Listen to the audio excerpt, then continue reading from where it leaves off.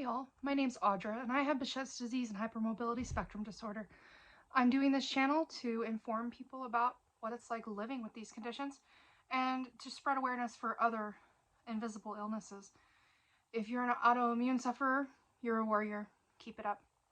Everything I say is my own opinion, my own experiences. I'm not a medical doctor.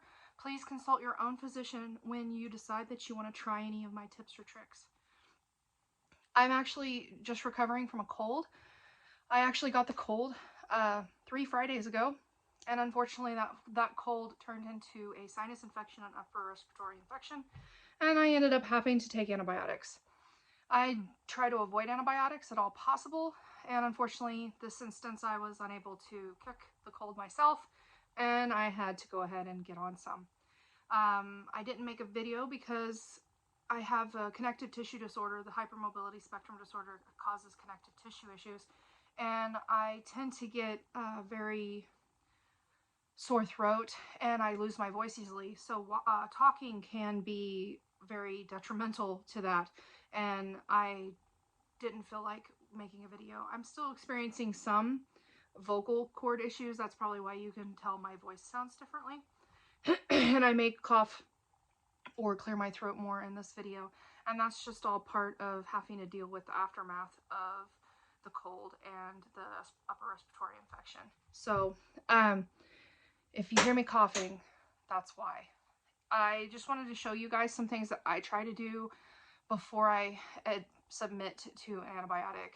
The reasoning I don't like antibiotics is one, from the age of probably 13 until I was 29, I lived on antibiotics all the time. I lived in Oklahoma. It's a very humid place, and unfortunately the humidity made my lungs not be able to function well, and I actually had bronchitis and pneumonia quite frequently when I lived there. And so about every 2 to 3 months I was on an antibiotic, and that's not really safe. It's not really good for your body, and it can also lead to MRSA. And if you know anything about MRSA, MRSA can kill you. So I try to avoid antibiotics unless it's necessary. They are a necessary situation. I feel the same way about steroids and immune suppressants. They are not the best solution, and if you can avoid them, I personally want to avoid them. They are necessary though, and if your doctor tells you that you need to try them, you need to try them. I would definitely recommend that you pay attention to your body and how you feel when you're on them. And if you don't enjoy the experience, don't be quiet. Talk to your doctor. Tell them what's going on. Be persistent if they don't want to believe you. I personally took a immune suppressant recently and ended up in the emergency room because it actually made my problems worse. So don't just keep taking something because a doctor tells you. Pay attention to your own body and tell your doctor whenever it's not working and say, we need to find a different solution. Communication between you and your physician and your specialist is key when you have issues. Do not just, do whatever and not tell them. I tell my doctor everything. Some of the things I do might seem a little crazy, and that's okay, but it works for me, and I tell my doctor I do them, and they're fully aware of the things that I do. So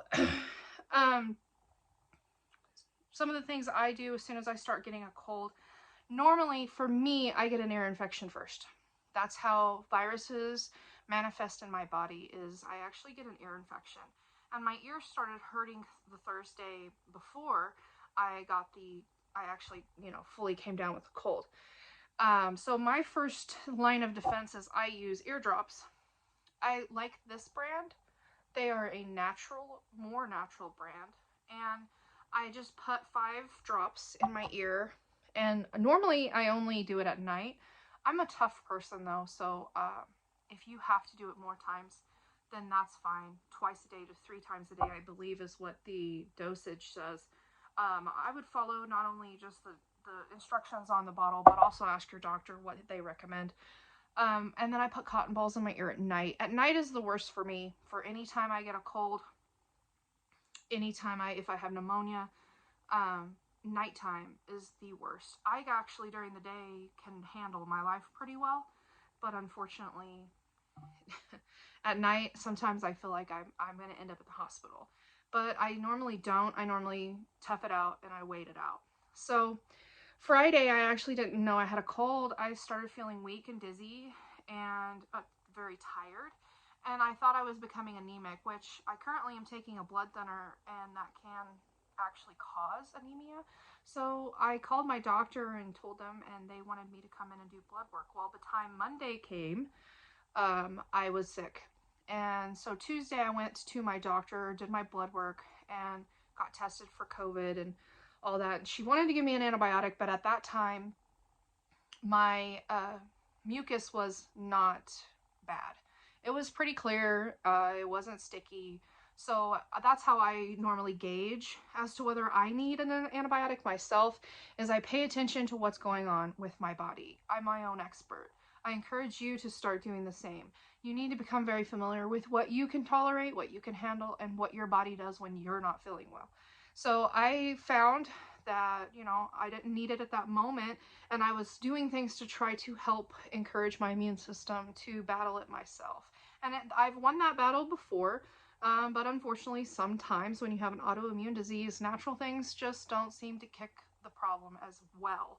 It doesn't mean it won't, it just means that you may have to work harder, and if it doesn't work before you get too sick, you need to be taking whatever your doctor prescribes you. Excuse me. So the other tip I have for you is actually what I'm wearing. I'm wearing my granny nightgown, and I'm wearing my robe. So when I get a cold, I don't care if I look cute, and that's okay.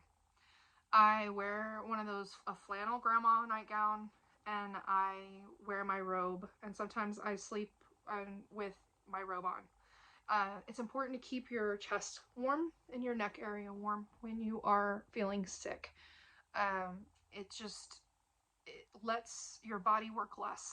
So I don't normally actually dress when I'm sick. I do keep my very warm clothes on, and that way it helps to take a load off of my body. So don't worry about being cute, worry about being warm. Then the other solution is normally by the time I get to the point where I go from an earache to a, sore throat, I decide, okay, it's time to step it up a bit. So I have Zicam. I am not sponsored by any of this. This is just things I use. I use the Zicam to help.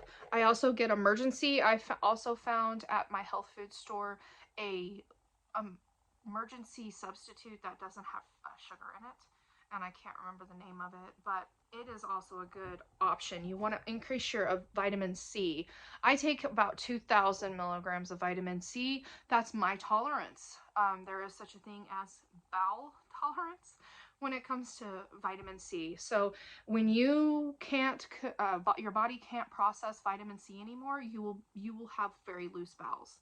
And that tells you you've taken too much. You need to back off. Once you don't have loose bowels anymore, that's what your bowel tolerance is. So mine is 2,000 milligrams, and when I'm sick, I take 2,000 milligrams. When I'm not sick, I take a 1,000 dose every day, just as a preventative measure. But this, at the time, whenever I had the ear infection, I started going ahead and increasing it.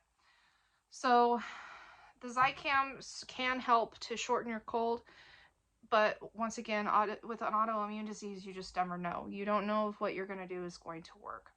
Also, I had made at the beginning of winter, this is a fermented garlic honey, and there's lots of recipes online you can totally look up, but the basic gist is that you take garlic and you chop it up, and you put it in honey, and you leave it out on the cabinet, and it actually creates a fermented honey with the garlic. Garlic is extremely good if you have a cold, or if you have anything wrong with you. Honestly, I eat garlic with everything.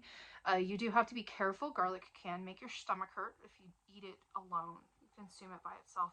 There's volatile oils in garlic that are amazing for your body. The next thing that I also did is, I didn't have it ready yet. I was getting ready to make this natural solution, and unfortunately it takes a while for it to brew, I guess would be the word. This is a oregano oil. All you do is you take a cup of dried oregano. I use Mexican oregano. It has more of a zesty, lemony flavor than the regular oregano. And then you cover it completely with olive oil and you let it, and then you put it in you boil water in a pot. You put the jar in the boiling water, sitting there without water getting into the oil, and you let it set for 10 minutes to heat up the oil to get those volatile oils out of the oregano. And then you let it actually sit in that jar for a week to 4 weeks. So my oregano oil has now been sitting for about a week and a half. It's not quite to its full potential, but I have been dipping into it and using it. So then once after 4 weeks of it sitting in that, you strain out the actual plant material and you're left with the oregano oil. Oregano oil, you can look it up and find recipes. You can also research yourself on Google oregano oil uses, and there's tons. You can put it in your ears if you have an earache, all kinds of things. Once again, if you don't feel comfortable, talk to your doctor about it. It's not my place to tell you what to do or not to do. I didn't have that though, so that's probably one of the contributing factors to me actually getting a sinus infection. The other thing I like to do is I just live off tea. One of my favorite sayings is living off hot tea and prayer, and that's what I do a lot. My favorite tea I've ever had in my life is this Bigelow peach turmeric ginger tea. This tea is amazing. It tastes good. It has ginger and turmeric. Turmeric is a wonderful anti-inflammatory. Anytime you can add turmeric to anything that you eat, it's going to turn your food yellow. It will. But if you can add turmeric, if you don't add a whole lot, it does not change the profile of the flavor very much. If you add a ton, obviously we're not making a curry. You know, curry is amazing. I love curry, but if you add too much turmeric when you cook with it, you're going to have a curry. Everything's going to taste like a curry. But if you add like a teaspoon, to anything that you make. I made gravy for breakfast the other day and I put turmeric in it. And yes, my gravy was yellow. And no, I could not really tell that there was turmeric in it, but I only added like a teaspoon of turmeric. Turmeric is an amazing substance. To get the full benefit of turmeric, though, you do need to heat it up and you do need to add pepper, black pepper. That activates the volatile oils better in turmeric and allows you to get the benefits of it better. I have used turmeric for probably 10 years now, and I can tell when I forget to do so. Sometimes we get complacent, and even if something works, you end up, oh, well, you know, I don't want to do that right now. And I can tell when I stopped using turmeric. So that tea is my number one. Whenever I drink tea, I combine different teas. I always put a ginger turmeric peach tea in. And then I also really like these kinds of teas. Traditional medicinals. I don't know, I'm dyslexic, so reading for me sometimes is fun. Breathe Easy, Throat Coat. This one is Immune Zoom. These teas I do 3 tea bags to 1 tea cup. I know that seems excessive, but that's what I do. I like to be able to have a good, thicker tea, darker tea, maybe, not thicker. Thicker would be coffee. And then, of course, you add your honey. Get organic honey if you can. Local honey is best. The honey I actually buy is pure honey from the Red Rock Honey Company, and they're amazing. I have like 6 jars of this stuff, and because it's real honey, it's gonna do this is just because it's real. So real honey crystallizes when it's cold, and right now where I live, it is we're in an Arctic weather pattern, and so it is freezing in my house even though I have heaters going and stuff. So this is natural. This is normal. If your honey doesn't do this, then you don't have real honey. All you have to do to fix that is boil some water and set your jar in the boiling water. Not boiling while it's on the stove. Like, turn it off. Just put the honey in the hot water and it should uncrystallize and turn back. But if it's cold, it's just going to keep on crystallizing again. So, but I use about 2 tablespoons of this garlic honey, and I do eat the garlic once I'm done drinking the drink. It is unpleasant, but I'm going to tell you, I do a lot of unpleasant things to keep myself healthy. I drink a lot of very gross stuff to keep myself healthy. And it's not fun. I don't enjoy tasting it, but I enjoy the benefits that nature provides to me by doing those things. The other thing is I have a local shop soap maker that she's a wonderful lady, and she makes soaps and bath bombs. So this is like a eucalyptus fizzer that you shower fizzer. Buy local if you can, and buy from people who aren't using chemicals. Chemicals are very hard on a person with an immune response issue. Our bodies are having a hard time anyway functioning, and then you go adding a whole bunch of chemicals to it, and it's more of a burden on your body. So try to avoid chemicals at all costs. This is actually the lotion I use from her, and her name, the place is called Kneeling Nun Soapworks. Their website is healingnunssoapworks.com. It's amazing. She has lots of immune compromised product friendly things. They're not specifically for immune suppressant compromised people, but they are. I've used them and I haven't had any problems, and I have problems with lots of stuff. So another thing is you're going to want, if you don't already have an oximeter, I would recommend you getting an oximeter. Because when I get sick with bronchitis or pneumonia or whatever, I like to track my oxygen and what my oxygen is actually doing, because it is easy for me to get to where my oxygen is low, and it's partly because of the Behçet's disease causes inflammation in the lungs, like pneumonia, and it's partly because the connective tissue disorder.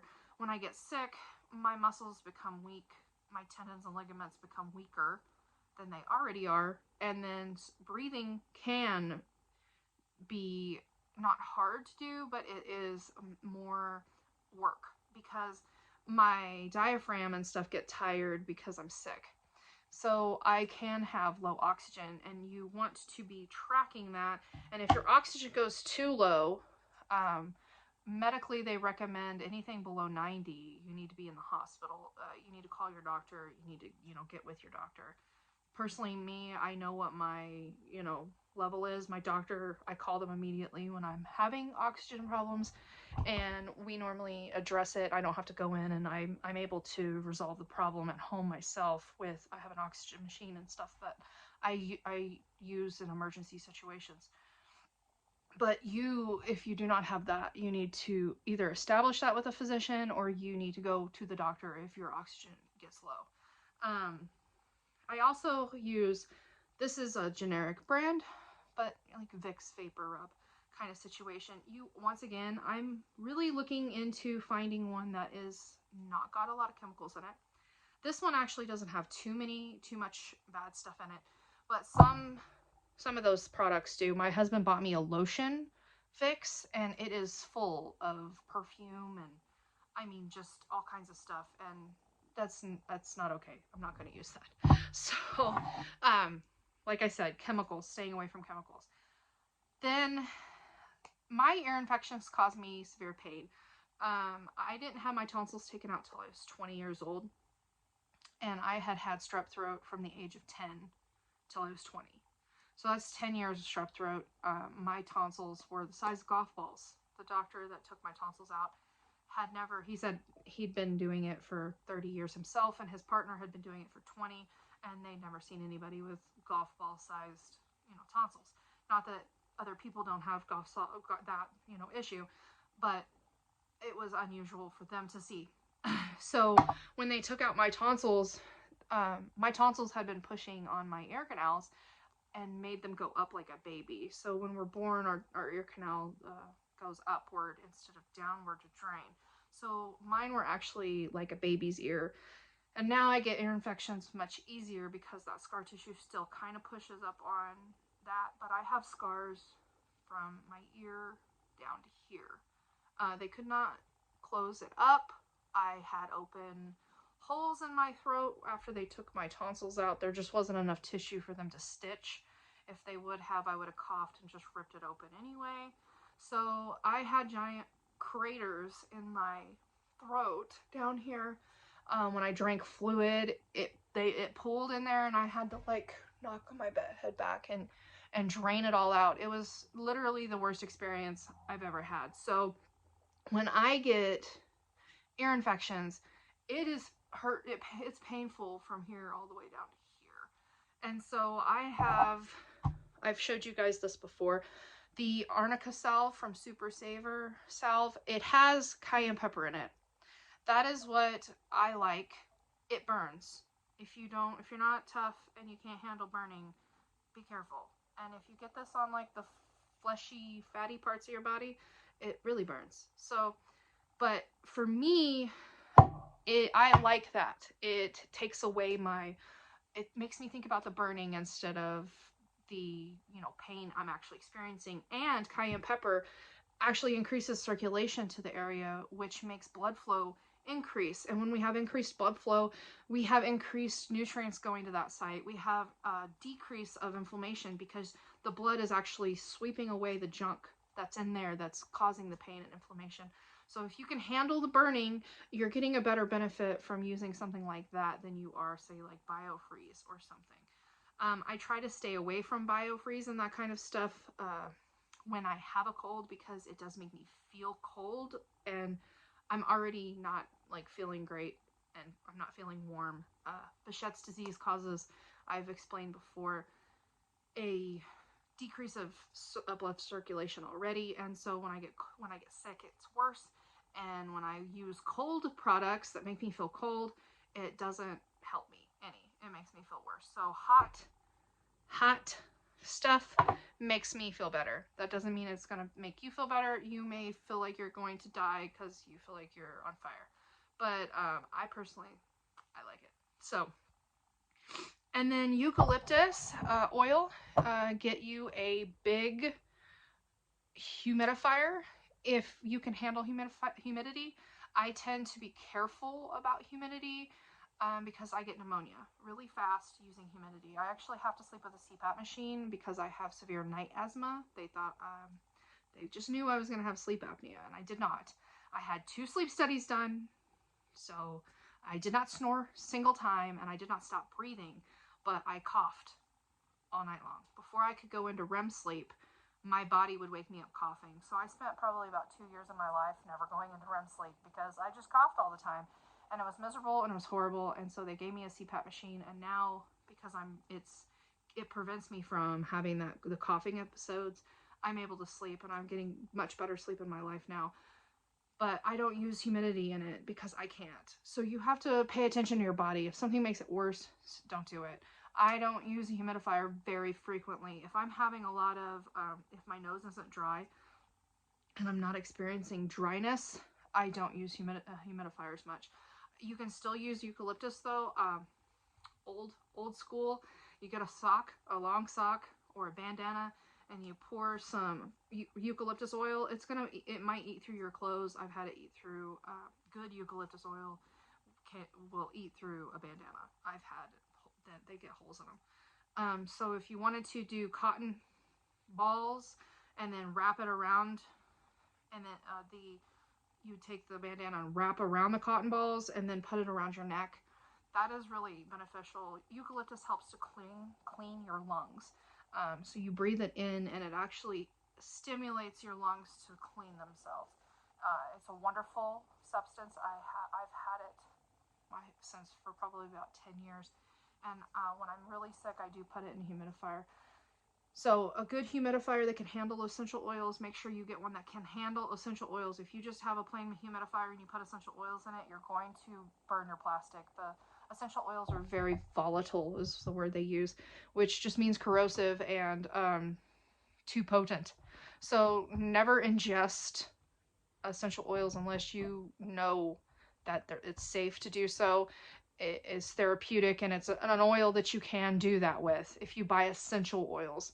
Now this, like the oregano oil, this is oregano and olive oil.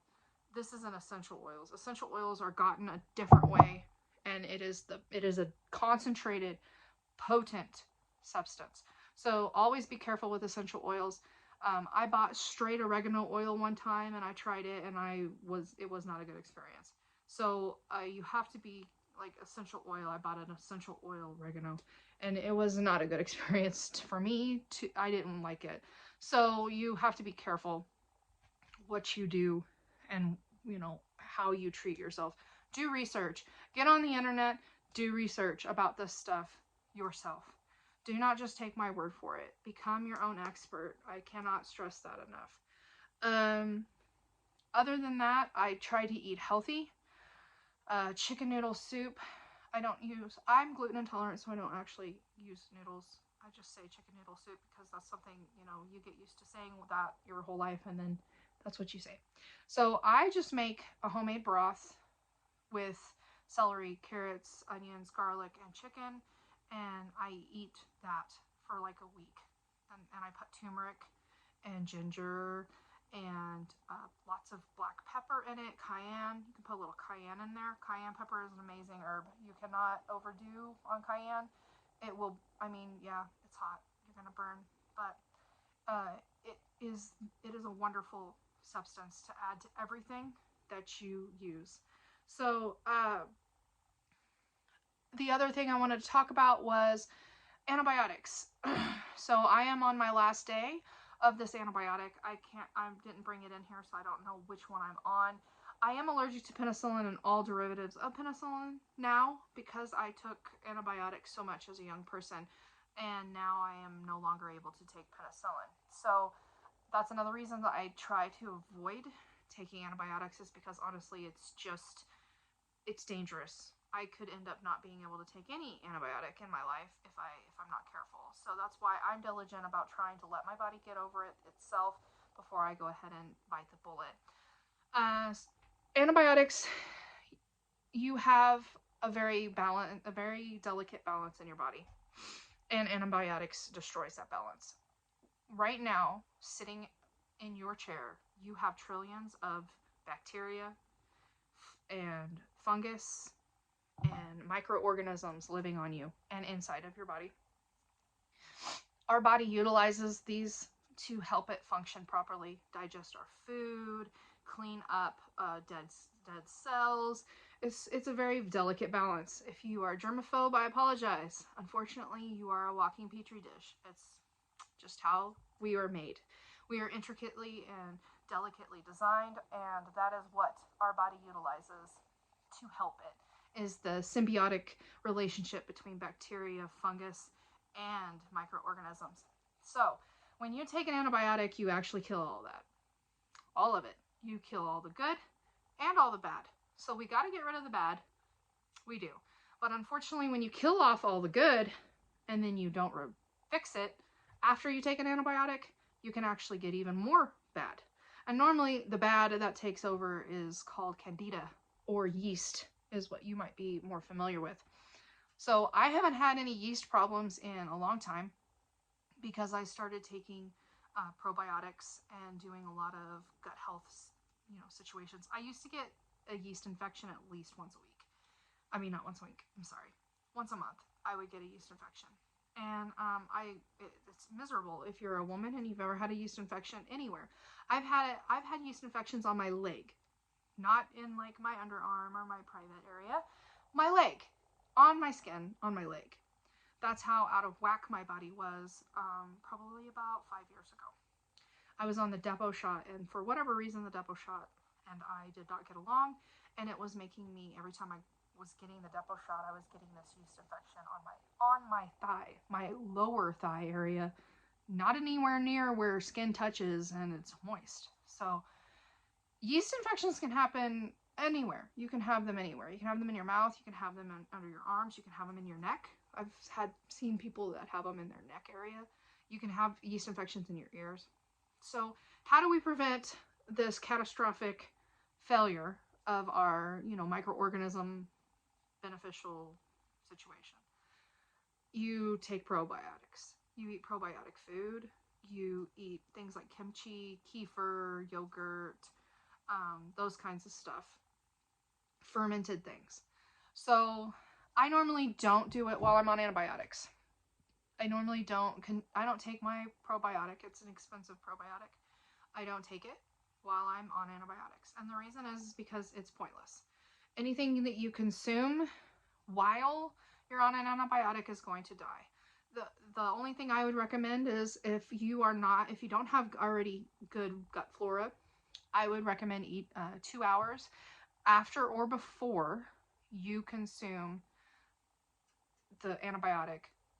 You could do like kefir or yogurt. Those are less expensive options, and it would help to kind of step you through having this antibiotic kill everything. So I don't while I'm on it, because it's just, if you consume it and you take an antibiotic, it's going to completely negate what you did. So I wait until I'm done. The day after I take an antibiotic, I've currently just been on one for 7 days. That's a really long antibiotic. I used to take the Z-Pack a lot. It was a lot faster, but now because I use the Z-Pack so much, they're trying to make me do other things, and the other options tend to be a longer stint. And so as soon as the next day, morning I wake up, I start just filling myself with probiotics, because you've got to get that good stuff in there so the bad stuff doesn't take over. So yogurt, kefir, kimchi, kombucha. You got to be careful with kombucha though, because there is yeast in it. So you want to be easy on the kombucha. Don't go drinking tons of kombucha. But it does have other beneficial bacteria in it and things that you need, but there is yeast, so you do have to be careful with the kombucha. And I take Shakely. I have vitamins that are from Shakely. I looked into that company, and they test their products for quality. They don't have chemicals in them. They're preferred by a lot of athletes in the world, and they have a wonderful probiotic. And I've been taking Shakely now for about 6 months, and that has really improved my life and my health. And so I take the probiotic that morning. And if you're really bold, take another probiotic at night. I've had several doctors tell me you cannot overdose on probiotics. You just cannot. Your body needs the good stuff. Eat lots of things that help with your probiotic balance, like prebiotics. That's the fibers in fruits and stuff. Artichokes are great. Asparagus has prebiotics in it. So get those things. Do those things for that. Fill your body up with the good stuff so the bad stuff doesn't take over. I also forgot to tell you guys, cleaning your nose out when you have a cold or a sinus infection is important. This is like a spray. I just use a spray. I do have an neti pot, but I don't necessarily really like using it that much, so I use this spray, and you can get the same kind of effect with a nasal spray. But anyway, so those are kind of all the things that I do myself when I'm sick with a cold. Unfortunately, most people get over colds within 4 to 5 days, and I'm still dealing with it almost 2 weeks later. That's the joys of having an autoimmune disease, and that's the joys of having an invisible illness. So you have to be patient with people who have these problems, because you don't understand. You get better quickly if you don't have anything wrong with you. My husband catches a cold, and he's better in 3 days, and I'm like, wow, that must be nice. So you have to remember to be patient, not only with yourself but also others, because you are going to feel bad because you're sick. Well, why am I sick all the time? And it's not necessarily your fault. It's the fact that your immune system doesn't work right. So don't beat yourself up. Take care of yourself. Rest. It's okay to rest when you're sick. I lived most of my life not being able to rest when I was sick, because it wasn't acceptable. And that's not a healthy way to be. I was actually just doing more damage and more detriment to my body. So always take care of yourself. Be your own expert. Talk to your physician. Tell people how you're feeling if you're sick and say, I can't do that right now. And rest. Don't feel bad about resting. You've got to let your body do what it needs to do. If you feed it the right things and you take care of it, your body will heal. It just takes a little longer. Thank you guys for watching, and I hope you have a great day. Be blessed.